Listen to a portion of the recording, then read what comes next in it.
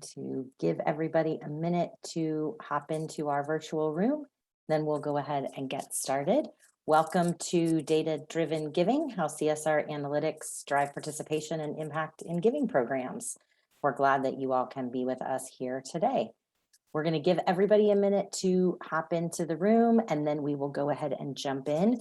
As you all are joining, if you want to migrate over to the chat and just introduce yourself and tell us where you're joining from, just so we can get a sense who's on the call today, that would be great. I'm Erica Bader. I'm the Vice President of Content and Learning with ACCP, and I'm joining the call today from beautiful sunny Florida. So go ahead and migrate over to the chat and tell us who you are and where you are joining the session from today. All right, we have Michigan, New York City, welcome. I'm gonna give everybody just another minute to hop in, but those of you go ahead and jump into the chat and say hello. All right, Boston, Pennsylvania, good representation of the East Coast. All right, Minnesota, welcome everybody. Welcome, welcome. All right. So welcome to our session today on data-driven giving. We are glad to have everybody here with us today. As you are joining, go ahead and pop over to the chat and introduce yourself and tell us where you're joining from, just so we can see who is on the call with us this afternoon. I am Erica Bader. I'm the Vice President of Content and Learning for ACCP, and we are so glad that you are here for one of our CSR Marketplace Live sessions. This one is around data-driven giving and being presented by our partner CyberGrants. The CSR Marketplace Live is the series of pre-conference sessions with our partners in the CSR field, and we certainly appreciate their support of ACCP and our conference and are glad to be hosting these sessions today and tomorrow. We will be using Zoom today. I know everybody's really familiar with Zoom over the last 12 to 18 months, but just a few of the features that we're working with. We do have live transcript turned on for the session, so you will see subtitles at the bottom of your screen. You can turn that into the full transcript. If you click that caret there at the bottom, that will bring the full transcript up on the side of your screen. If those are distracting for you, you can also turn them off from that same little caret. But if that is something that is helpful to you, you have that feature available. We will be using chat today. You guys are already in it. This is how I know we're all familiar with Zoom, but feel free to continue the conversation in the chat. Pete, our presenter today, will also be keeping an eye on the chat. So feel free to talk to each other while the session goes on, share information back and forth. We encourage that back channel. We will be taking questions at the end of the session today. So we're going to use the Q&A box to separate the conversation in chat from the questions themselves. So migrate over to the Q&A box at the bottom if you have a question and go ahead and enter that there. We are using the upvote feature, which is that thumb that you'll see. If somebody's already entered a question that you also would like the answer to, go ahead and click that thumbs up. That helps me know which questions are most relevant to most of you. So again, we'll take questions at the end, but feel free to enter them at any time as we go through the session, and then we'll turn our attention to those before we close. Because I know that everybody's going to ask, we are recording the session, and the recording along with the supporting materials will go out. Look for those next week, so you'll get that as part of the follow-up.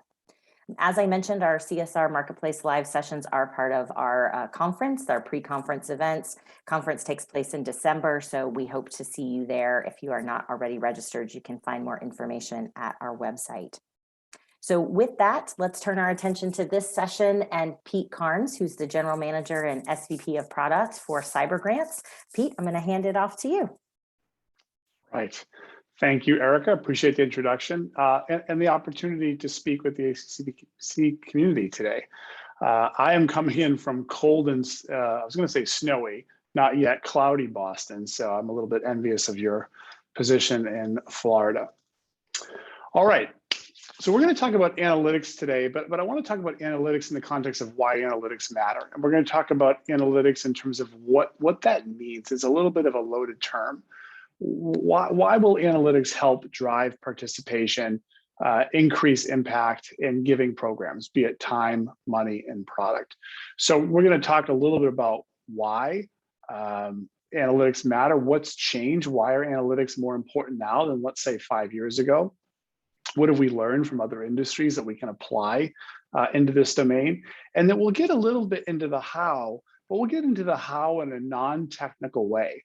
One of the real benefits of a role like mine is I get to engage literally with hundreds of our customers and listen to how they're measuring, what they're looking at in terms of participation, what matters to their programs, how they're thinking about informing stakeholders.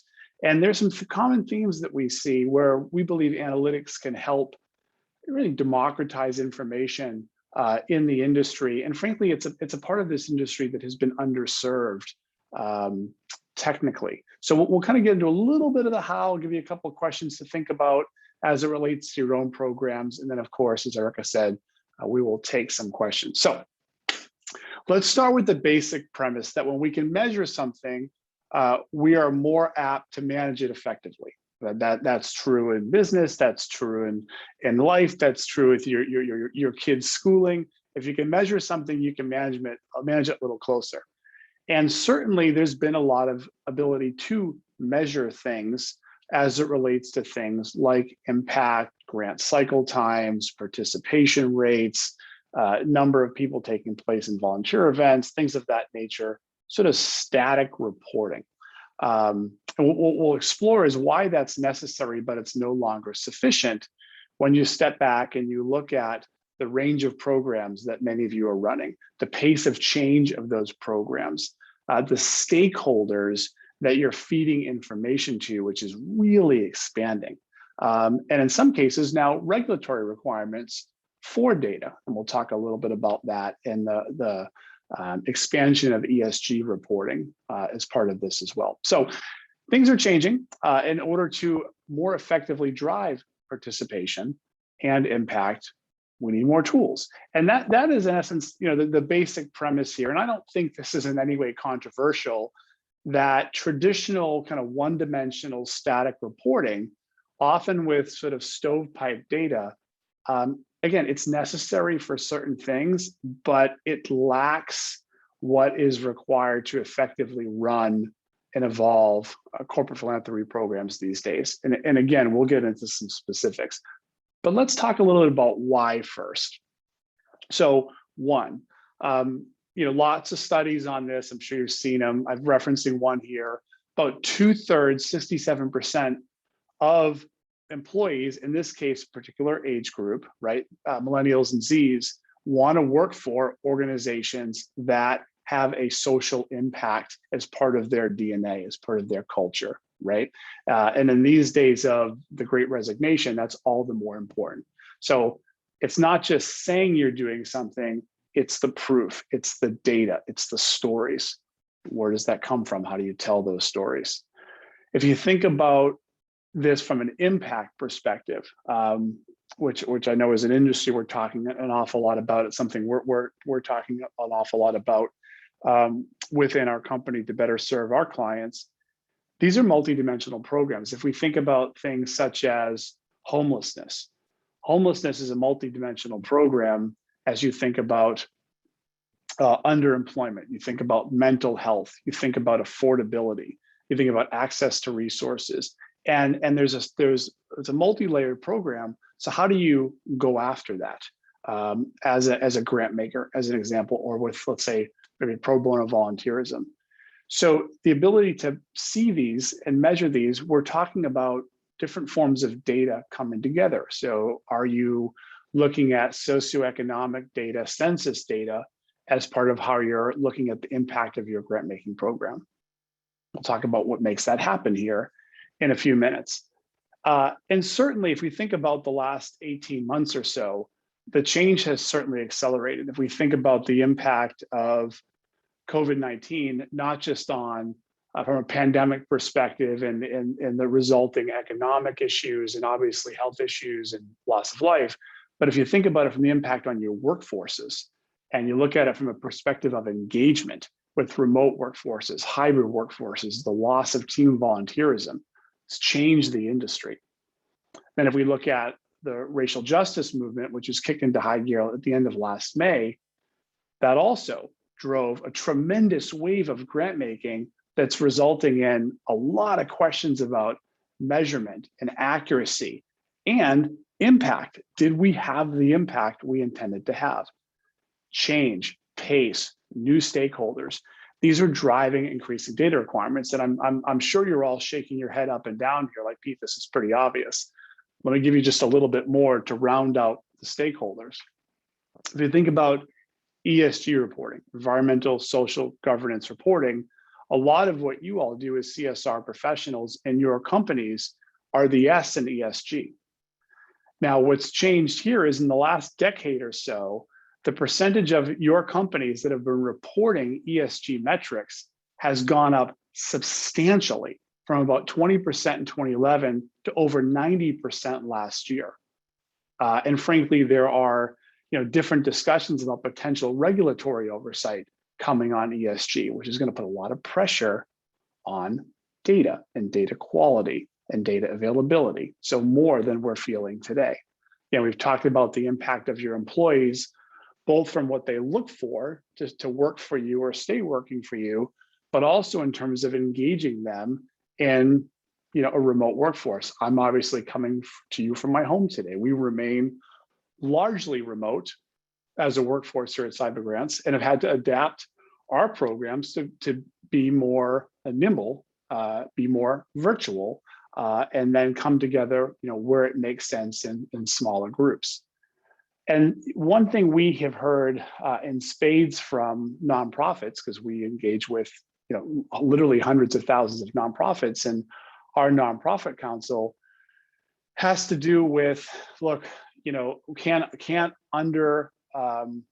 overstate, the importance of things like matching programs and your employees' access to matching programs and visibility, the ability to do strategic partnerships. So bringing and aligning some of that giving in new ways. So all that said, the key point is there's more to do. There's more data required to additional stakeholders that cannot be served by reporting that was maybe set years ago or is very static and doesn't give you the ability to explore. And that word explore is a key word I'm going to use over the next 20 minutes or so. Why does exploration matter when you're trying to answer questions? If you fundamentally think about the good old days of having a campaign and where are we at on participation, there was a question that could be programmed and a report could provide the output. Now, we need to ask questions of the data to understand what's happening. What is our participation rate? Why are we down? Are we down based on this level of the organization? Is that a geographic construct? Are we seeing a drop off in our giving process because this form is too complex? Whatever it might be, you want to ask questions, you want to explore to try to drive into an answer. And that really is why we talk about analytics here and trying to democratize analytics, make analytics available to the CSR community. Now, just a word on this. Again, I have the real benefit of working with a number of our customers, many of which are quite large, some of which are smaller. And one of the real key themes is limited access to both analytic technology and analytic expertise inside your companies. It's there. It's just going to be deployed in the line of business operation or somewhere else. Very few have in-house support to do true analytics, right? Managing data, enriching data with third-party data sources, new types of visualization and exploration. Our belief, and frankly, my background prior to joining CyberGrants a few years ago, was that this was being done, this new frontier of the ability to analyze and explore data in non-technical ways to identify insights, answers to questions, that we can then innovate with, think program innovation, to then drive better execution, increasing employee participation, driving more impact per dollars given. And that really is the business value here, is that when done properly, you're going to have more rapid insights, be able to get answers to questions that you have, and then turn those answers to your questions into changes, tweaking a matching program, launching something differently, simplifying a form, asking for additional information in a targeted way on your grant programs to result in more accurate impact reporting, whatever the case might be. One common example right now is internal engagement.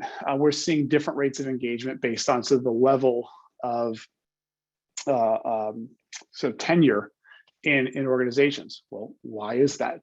Newer folks that are working remotely may not have the same feeling of engagement when they didn't grow up in the office and have a bunch of friends.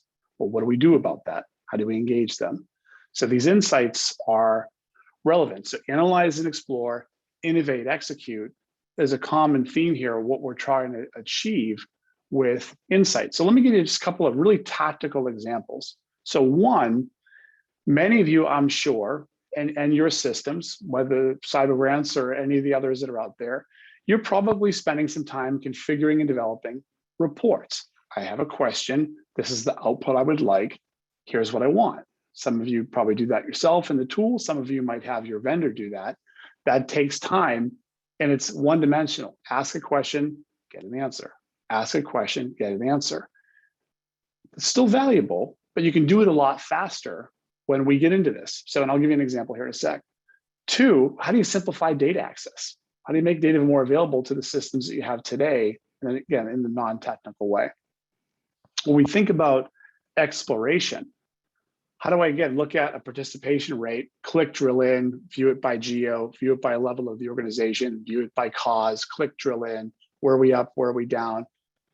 That's something reporting can't do, but I know many of you and many of the people I talk to are very interested, again, in that level of exploration that when done properly in analytics is literally at your fingertips. No work, it's there. Okay, and I want to hit one last point here, which is utilizing additional data. If you think about impact across your grant making, your matching dollars, your employee dollars, and time, that combination of the resources that you're bringing to bear for social environmental impact, how do we better align those? And if we can look at transactional data and cause data in the context of census and demographic data, we're going to be much more accurate in deployment of those resources. That's something traditionally that's been very hard to do within your CSR framework. You'd have to go get someone in your organization to mash data together kind of outside of your business system. And our premise is these are all things that should be at your fingertips as CSR professionals to execute on day in and day out. So I'll talk about how you can think about making that happen here in just a second. So a couple of illustrative examples. Common one I get asked all the time, is our grant cycle efficient, right? Whether we want to benchmark against ourselves or some industry standard, are we efficient? So looking at, for example, average time in a step is one way to think about it. Looking at reviewers that might be, shall we say, a little quicker to act than others, as an example. So this is one example of a standard thing that we offer for our clients, again, that are thinking about grant approval cycle and a measure of efficiency so we can turn around these things quickly, but also think about it from the lens of the stakeholders so we can simplify the grant seeker experience on the front end of the application, maybe on the impact reporting, as well as the internal execution around process review and approval. You have insights into those steps to make decisions. Another example, how do we get the big picture? How do we pull together grant data, matching funds, employee funds, time, maybe even product, value of product? How do we pull that together so we can tell stories internally about our support of causes or more rapidly support board reporting or whatever it might be? You're talking about different types of data. But again, if the underlying analytics are in place properly and the data is aligned, you can do these things fairly easily and fairly robustly and drill in. So you can say, okay, we support 34% of our giving went to education, click. what are those orgs, or click, what's a geographic breakdown, or click, of that 34%, what percent was grants, matching, funds. All that information, click, click, click, at your fingertips, so you can answer those questions that you get from an executive who's about to go meet with a senator or a community organizer, just like that. And that's the power of these tools. That's why we feel it's a necessity for CSR professionals today versus the traditional static reporting. All right, I do see a question about the key measures of impact. I'm going to hold that one to the end because I think that's a big question that we'll probably get some back and forth on, but I will come back to that here in just a minute. Okay, one additional example, obviously campaign participation. 'Tis the season, right? Whether you're running a closed campaign or maybe something year round that's open, but you really push it in the fall, or you push it on Giving Tuesday, you want to measure that. You want to be able to report, not just kind of leading up, but you might want to do hourly communications to kind of rally the troops on a particular day, or maybe weekly. How do you do that with speed? How do you do that with segmentation? Again, that's the power of analytics, right? So we talked about why, more stakeholders, pace of change, new data elements. I gave you a couple of examples. Now, let's talk about the core elements of the analytic platform. So if you're talking internally, you're talking to someone, you're thinking about, okay, how do we think about this? I'm not accustomed to analytics, I'm not familiar. That's okay. So the way to think about it is three kind of buckets of topics. Number one, data. Data is the fuel for analytics. The pictures are wonderful, but if the data is wrong, the pictures don't matter, right? Or the trends don't matter. So fundamentally, number one is the data has to be organized smartly. So it's easy to access, it's easy to build dashboards on, and you want to think about enriching that data. So if you think about your grant request data and your transactional employee giving data, how do you enrich that? Again, with socioeconomic data, impact data, geographic data, things of that nature that add more dimensions to the way you look at your transactional data. So organized and enriched data, number one, and I'll give you an example here in a minute on that. Number two, again, diversity of data, but secure. This has to be secure. It has to be, we have to be mindful of privacy and what can be shared from your employees or your donors to nonprofits. What information about nonprofits do you want to see? Some of this data is obviously very sensitive to you as organizations. So be thinking about security and privacy for sure, whether you're talking to someone like us in the industry, whether you're talking to your IT teams, or maybe even a third-party consultant. Security and security and privacy are paramount here. And it's maybe not the most fun topic to talk about, but it's paramount. Third element here is the visual exploration. The visual exploration are really the tools that give you the ability to develop insights, to ask questions, questions that you might not even know you had because you're following the trail on data. That's something I hear a lot, but I never even thought to think about engagement in terms of geographic distinctions across my company or organizational hierarchy, but the data kind of led me in that direction, and we've really discovered some new opportunities. So think about the exploration here as really the different tooling between looking at a static report and looking at multidimensional kind of click-in graphs and charts and maps and things of that nature, which are more engaging for your brain to start to think through questions and maybe even overcome biases that you may have sort of unconsciously about, I'm sure this is the answer, but as you look at the data visually, it might sort of drive new thoughts for you to overcome some natural biases that, frankly, that we all have. Okay, let's see here. So one question, can you share an example of enriching CSR data with external data? Sure. So one thing that's common for us as an example in the banking industry is to take geocode data, MSA codes, tracked IDs, and align that with, let's say, volunteer events to see precisely where volunteer events are happening. Because if you think about socioeconomic or demographic data, For example, if you look at the zip code that I live in, my area of my neighborhood is a pretty different dynamic than if I go a half a mile that way. So using tracked IDs and MSA codes, we can get more drilled into the socioeconomic and diversity makeup of a particular community at a more granular level. That's something that banking industry is very accustomed to with community reinvestment. That's something that could apply to any of you that are thinking about particularly diversity or racial justice type commitments that have been made.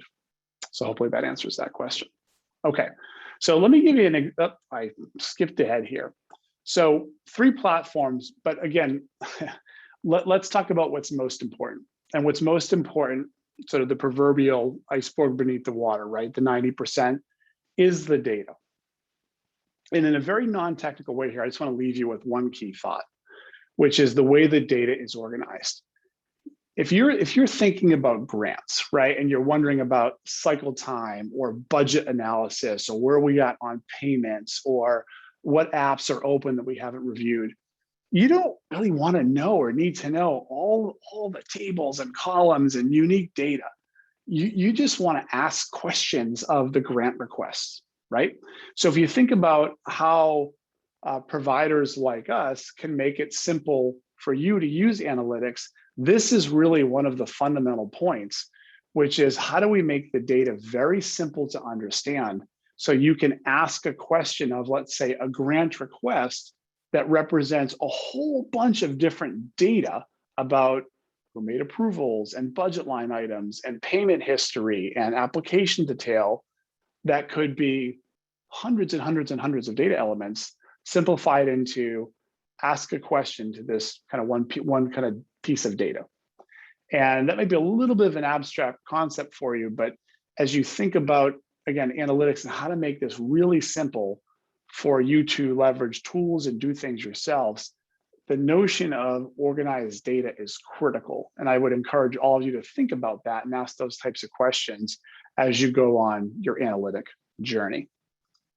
Okay, so now, practically speaking, as we talk about analytics, if you're working with someone like us, our mission is to provide these tools to you in an increasing way. That's something that we've invested a lot in over the last 15 months or so to take a completely fresh approach. Some of you may have tools internally coming through your IT group or some type of tech op or shared service, or maybe it's a combination of both. What I would encourage you here is again, think about the stakeholders. What I typically see with our clients, and frankly, in other industries that I've been in prior to joining CyberGrants, is most companies kind of optimize analytics for IT, the technical side. They want to know about the frameworks and the security and the data access APIs or data sharing, and they want to know about your AI services and the stack. And that's important. But if we just talk about the stack and we have a toolkit for IT, that's not going to give you the tools to move quickly, to act on your own, to ask questions. So I would encourage you as you're on your journey, again, whether you're working with folks like us, you're working internally or some combination, think about simplified access. How do I just get access to data with value add enrichment? I just want it to be there. I don't care about how it's done. I want it there. I want it expanded. I want to know. Can I visually explore without having to work with IT for 3 months or spend 6 weeks with my vendor building some custom dashboard? I want to do it. I want to do it now, which means I want to have a non-techie way to kind of build and configure things that I can do as a non-technical person, right? I want to be able to see sort of data that's specific to me, not just standard for everybody. That's critical for many of you. That has to be part of what you're looking for. And again, you should care about privacy. So sort of 2 different lenses of the same coin, that if you're embarking on a journey, you're thinking about doing something with analytics, you're talking with your vendor or your partner, I'd encourage you to kind of look at this from both of these lenses. Both are important in terms of what you need today, but also being future ready. And I'll talk more about that here in a second. There's a great question here that just came in which is how do we start a conversation with our IT team about getting access to this kind of data? So good question. So I don't obviously know your relationship with your IT team, but I would start with the business value. What are you trying to achieve? If you're trying to better align, let's say, your grant making with your strategy, let's say, about making an impact on racial justice or climate change or whatever, what data do you need? What data do you need? What are the outputs that you're looking for? What are the metrics? What are the KPIs? What story do you want to tell? Work backwards from that output to what data is required. Then ask, do we have this data? Is this data in my grant making system, my employee engagement system? Is this data available in some third-party source? And then the question is, how do we bring that data together? But I would really encourage you to think about the top first. What's the output that we want? What's the question we want the answer to? What's the visualization we want, the story we want to tell? Then work backwards from into the data and then to how to get the data. And then you can figure out a solution. So hopefully that answers your question. Too many times these projects start with the technology and the toys, and they don't end up delivering value because we don't start with the metrics and the measures in mind. We always want to start with the metrics and measures and work our way backwards. So, and it is a great lead-in for that. Thank you very much for the segue. Couple examples. So two here that thought were good, kind of unique. One was someone that we worked with, where they were trying to track the efficiency of their grant-making team and their application process. And so we worked with them very simply on kind of analyzing year-over-year trends by kind of phase of the grant-making application review process. We gave them some cycle time views, geographic distribution based on their grant portfolio managers, and boom, all kinds of insights, right? Separately, in a much simpler example, small little family foundation has multi-year grants. They're looking at things like cash flow, so they're trying to forecast payments in a very simple way. Simple example, but when you look at it visually versus looking at data in a spreadsheet or report, it kind of comes to life a little bit, and it tells a story. So two simple examples here. All right. So I got a couple questions for you to think about as you go on your journey. And there's a couple more here in the chat that I'll pick up on. So one, again, think about the business value for me. What dashboards, what metrics are going to make my job more efficient if I'm, let's say, a grant manager or volunteer event coordinator? And do I have the ability to do these things on my own, or am I reliant on somebody else, internally or a vendor partner? So big question, right? Obviously, the answer is you want to know what you're looking for, and ideally you have the ability to do that yourself. Two, what about my stakeholders? What are they looking for today? But let's look around the corner. What data do we think they're going to be interested in 12 months from now, 18 months from now? I would encourage everybody here to be thinking about ESG reporting, board reporting, quality of that data, because I think that's something that the industry as a whole is on the front end to have a lot of focus on. Three, I get questions, right? I get this executive's asking me a question. This person's meeting with the senator. I get a question from HR, employee ERG group that's asking questions about this cause. Questions all the time. How do I simply answer these questions? Again, think about some of the visualizations I showed you. You want to do that quickly. You don't want to have to spend a lot of time. So are you able to do that? What are the questions that you would typically get? How do you make those simple to answer? Or better yet, how do you give people access to the data so they can answer the questions themselves? Four, complexity and speed. Do I have optics over all of it? Right? That's one of the other things we hear a lot is I've got volunteerism here, I've got matching here, I've got kind of grants over here, I might have some non-philanthropic grant making over here. How do I pull it all together to get that total view, that total giving, that total impact? Big question, tough question. Again, work backwards from your outcome. And then this is a big one. Can I compare? And I think this is something that is a real opportunity for the industry to compare by industry, by geo, by company size. so we can share best practices in new ways, not just among clients with a particular vendor, but more broadly. And I think ACCP frankly is a great organization and has been doing some of that, like the Impact Summit that you had back in August, which is awesome. So let me sprinkle in one question here, and then we can open it up for the floor. Question came in: what platform or provider would you suggest CSR Tech IT need to purchase in order to visually understand and explore? I hear you. I would flip the question a little bit, and I would say, one, do you know what you need to understand and explore to drive more impact, to drive more participation? Once you have that, what is your current baseline? What systems do you have in place? Do you have the data that you need? Do you have the data, but it's in a couple of different sources? I think then you can embark on a strategy through research. But again, I would encourage you to think about the end and then work backwards to the how. Okay. Last point, and then Erica, let's open it up. Think about what's changing, right? Regulations, board reporting, just stakeholder input.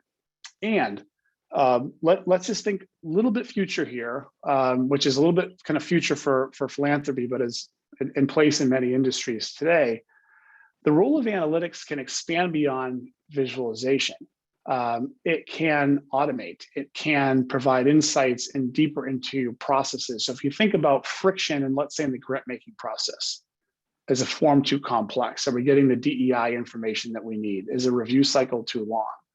There are elements of analytics and data science that can shed a lot of light on friction in a process. Think about your employees making a donation, or maybe you send out a tickler email to drive some participation in maybe an intraday giving program. What's the conversion rate?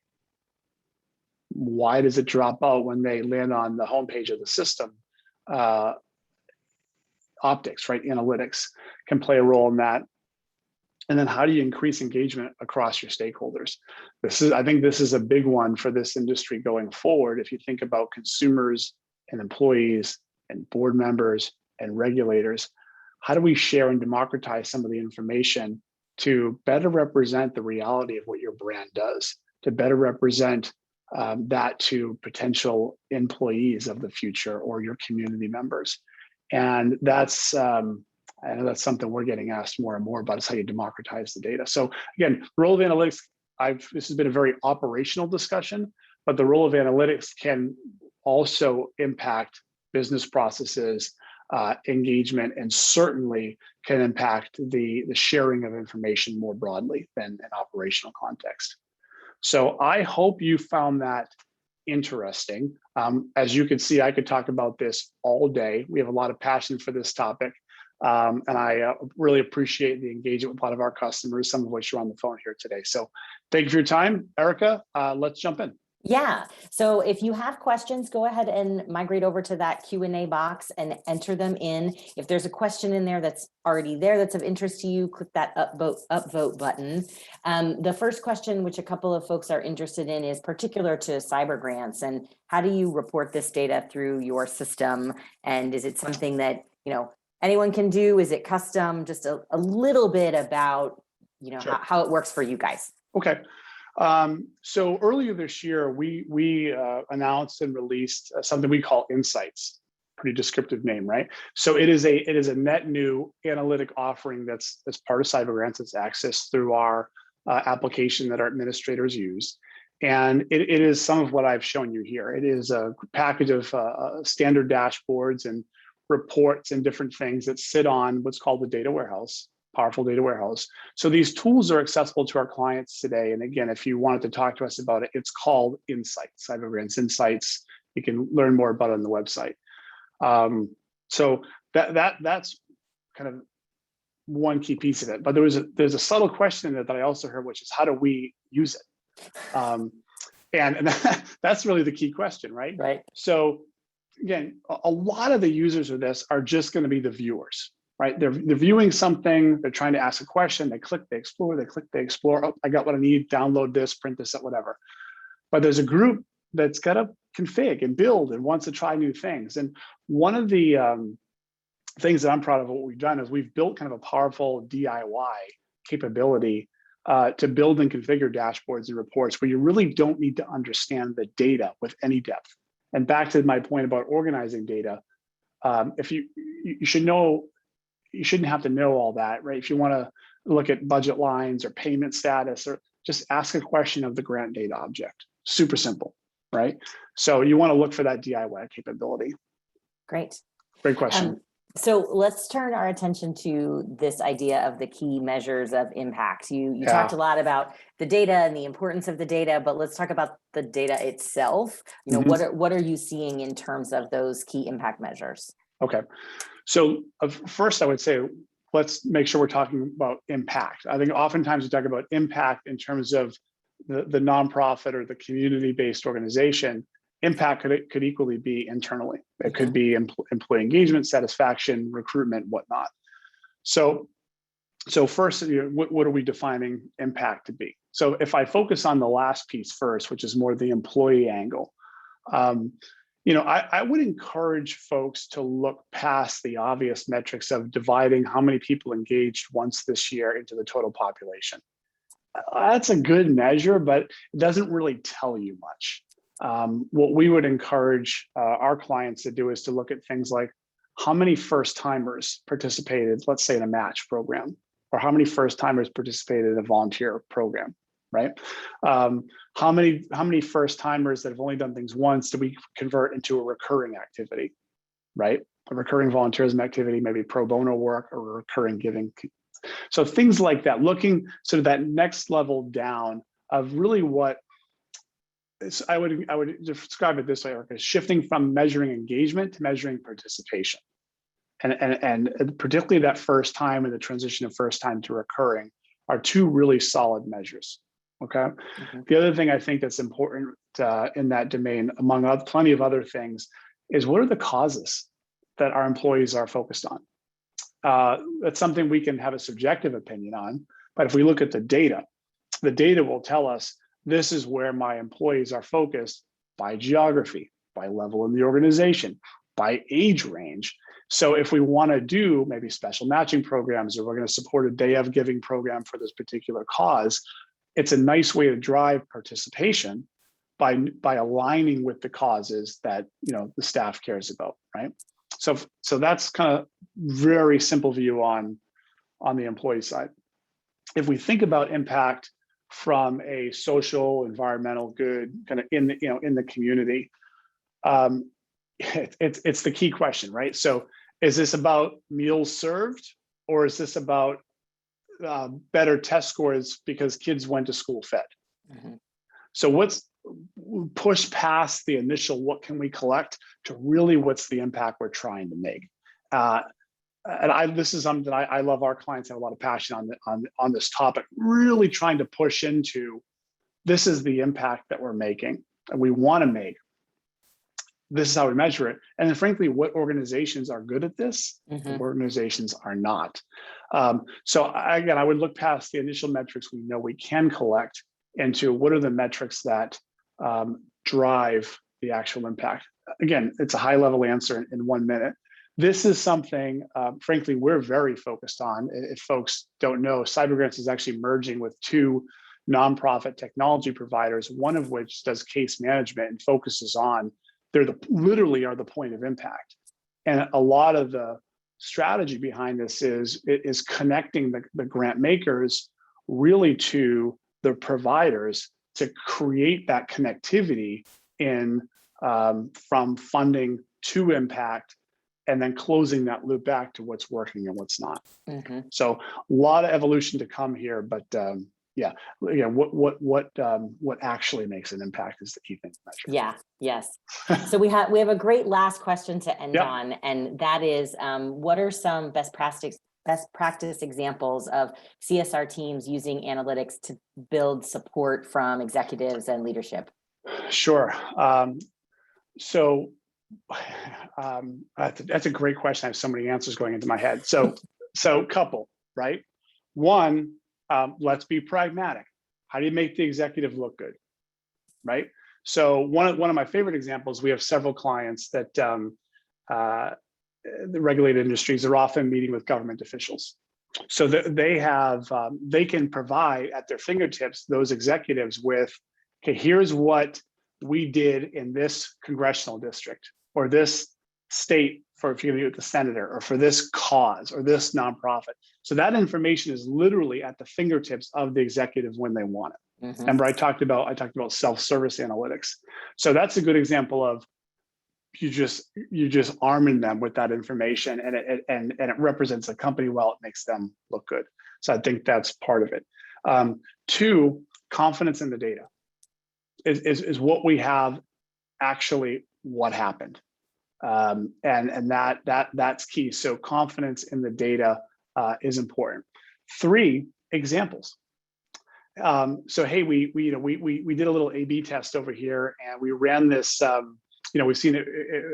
So we have one client that I think is great with trying things with matching programs in different parts of their organization, and they were underrunning a little bit this time last year. And they said, hey, this is happening. This is happening. We've noticed kind of a dip in our executive participation. We're going to run this match of 2-for-1 up to this 6-figure amount. If they clip this level, we're going to do a little promotion, and like boom. It was hot sauce. It just took off. So now you like next time you go back and you say, hey, look, we said we were going to do this. Here is the results from that program. We want to do this again for this population. That's a very data-driven conversation. Mm-hmm. And if corporate execs are nothing if not data-driven, Right. So and so I would encourage you to think about how analytics can play that role in helping you make your case by really looking at data. Yep. In that sense. Yep. Great question. Yeah, very, very good questions. Well, Pete, thank you so much for your time this afternoon and for all of the great information you shared. I know my mind is spinning a little bit, and I took some good notes, and so I hope everybody else did too. There's a link to a survey in the chat.